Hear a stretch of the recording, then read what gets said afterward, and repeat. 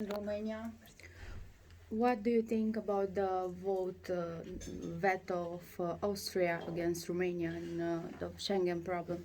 Let me be clear once again, not for the first time, actually. It's a record that lasts at least 10 years now. We've been following the verification mechanism that was devised once upon a time for Bulgaria and Romania. We examined the Commission overview of that process of fulfilling the criteria, and finally we celebrated that the Commission said clearly and loud that both deserved entering Schengen. The sooner the better, finally, because we have been claiming for it for years. We have been sustaining the claim of Bulgaria and Romania both making it finally into Schengen for years. We had a number of resolutions which are countless by now. We had a number of debates in the plenary in Strasbourg, where we do meet in plenary, which are countless by now. And in every single debate we've had, believe me, there is a wide, outstanding majority here in the European Parliament making the case for Romania entering Schengen, along with Bulgaria. Both deserve entering Schengen. So the point by now is absolutely clear-cut. First, Schengen will not be whole, will not be completed as a full celebration of a fundamental right enshrined in the Charter of Fundamental Rights, which are binding for all the member states. Article 45 of the Charter enshrines free movement. Bulgarian and Romanians are fully fledged European citizens in every possible way, in all of their rights, and there is absolute ground for them to enjoy fully free movement like every other EU citizen, born or resident in any other member state. That's one thing. So Schengen will not be whole, Schengen will not be complete, and there will not be such thing as full Schengen governance as long as Romania and Bulgaria are not there yet. And we keep putting pressure. There is no single mandate of the European Parliament in which we do not recurrently get back on the track, and we will not stop until the job is finalized. But then there is a second aspect, which is the EU decision making itself, because by now we find it absolutely unacceptable, intolerable, even more inconceivable that just one member state, Austria namely, can prevent Romania from entering Schengen. It's absolutely inconceivable. That claims for a change of the rules of the game, of the decision-making process here. It cannot be that for entering Schengen you need unanimity, because in the end, at the end of the day, you see nothing but prejudice or discrimination, utter discrimination.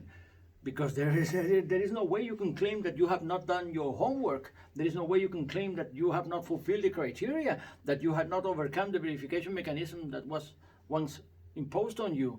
The Commission has said it right. The European Parliament has said it right. All of the member states are waiting for you to enter Schengen, for the benefit of the European cause, for the benefit of the respect of the fundamental rights of the EU citizens, which you deserve as any other EU citizen in any other member state. So we, believe me, stand by your cause, and we keep saying it loud. And I am confident that the Spanish presidency will bring back to the table. I'm only hopeful that this last obstacle will be overcome sooner than later, anytime soon. Okay, I don't. I know that Spain has a problem with ocupas. Do you know what is it? Spanish word. Can you tell me more about this? What problem exactly there? Just yesterday in the EU plenary, I was speaker in a very interesting debate, protecting democracy, the so-called defense of democracy package. And you know, a point of protecting democracy, making European Union idea of democracy and living democracy in member states stronger against fake news, fabrications, manipulations and disinformation. And you know what? Ocupas is a very good example of this disinformation campaigns which are running all over the place across Europe. Yes, of course, it can always happen that some irregular occupant may take over a certain But it's living not a place, a certain national house, problem. a certain living house. But we do have laws in Spain. We do have civil laws in Spain protecting the right of property and protecting, of course, the tenants, the lawful tenants of a certain property, of a certain house, of a certain apartment. There are legal means to disoccupy if it happens. But there's no such thing as a huge scale social problem of ocupas in Spain. And yet, you know what? There are many media leaning on the right or the far right which keep raising the alert about ocupas and creating a kind of hysteria, of national hysteria, that you can't go on holidays because you might found that your home has been illegally occupied and there is no way of claiming it back, because once they are there, there is nothing you can do to expel the illegal ocupas from your own house. Absolutely not true. Absolutely not true. Should that happen, should that be the case, of course there are legal means to disoccupy your own house and to get it back forcefully. And of course the law stands by you and the police forces stand by you and the whole legal system stands by your legal rights, by your truthful rights. So that is a very good example of a social fabrication, because believe me, I live in Spain and I know for certain that there are many vulnerable people who actually believe that they are under the danger of having their houses occupied and not having them back. And should they go on holidays, it could well happen that they should never be able to return because someone else is in. Now, believe me, that is not a legal issue in Spain. It's not a political issue. It's a very good example of how this information can actually get hold on vulnerable people ready to believe any lie as soon as it is crazy enough. Thank you. I have one more. Yes. Sorry. Mai vreți să puneți întrebări? Okay. What do you think about extending European Union with Ukraine and Republic Moldova? Well, I know well by now that the European Union stated its ambition to become geopolitical this mandate, and the world around has only shown us that we really have to speed up the pace, that we really have to hasten our geostrategical ambition, because we have rogue neighbors. We saw Russia aggression against Ukraine, and that unleashed solidarity movement of all Europe. We activated finally the Temporary Protection Directive.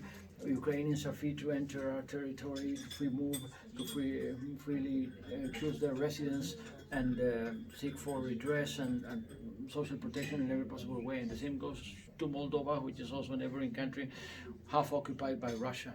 So yes, I see the strategic point of sending the message. You belong to Europe. You deserve our support and our commitment. Yes, I understand. But having said this, it is also true that there is much homework to be done, that there is much reforms to be done. And I will say more. It's not only that those countries which are aligning in the so-called candidate box of potential future members of the European Union must do much reform in order to enter the European Union. It is also that us, European Union, to have to tackle many reforms for them to actually be incorporated. Because as for now, as to the decision making and the law making and the structural composition of the institutions, it would be absolutely dysfunctional. So my political point is that there should not be enlargement without institutional reform and treaty reform. We need to do better in order to have them on board. I know that in Spain there are 1 million Romanians, I think. Yeah, absolutely. Romanians, I do campaign among Romanians in Spain. What do you think about Romanian people? There are a lot. First of all, they are European Union citizens. Yes, there are a lot. They are European Union citizens, and they have every right to move and reside in Spain. And they are welcome in Spain. Besides, they are hard workers, and they are serving the wellness of Spanish social fabric and Spanish growth and Spanish job market. They are doing the right thing because they belong. I actually campaign amongst the Romanian communities when I campaign at a European scale, because in Spain the constituency goes national. I'm a Canarian. I represented the Canary Islands in the national parliament. But when it comes to the European Parliament, we all go national. We all go Spanish list, and we have to go for the votes of the EU member state residents among us, including Romanians among us, residing among us, working among us, serving the wellness of Spanish society. So it's to be appreciated. There are only words of gratitude. We thank them, we welcome them, and we seek for the vote when it comes to the European Parliament. Have the Romanian in Spain the right to learn in Romanian language? Well, in Spain, of course, there is always, in the educational process, there is always room for second and third languages. It should be checked whether there are some schools in Spain providing that option, but regularly the Spanish educational curriculum includes Castilian, the co-official Spanish languages which are not Castilian, namely Catalan, Basque, and Galician, and usually some European languages which are mostly English and French. So I couldn't say that Romanian is a regular option, but I don't discard that in some institutions, educational institutions, Romanian is provided, and of course they are free to speak Romanian because it's a EU language. Should they need some interpretation by exerting some rights, of course they should be provided that interpretation in their own language, particularly before the judicial system for sure, so that their fundamental rights are due protected in their access to justice, equal access to justice.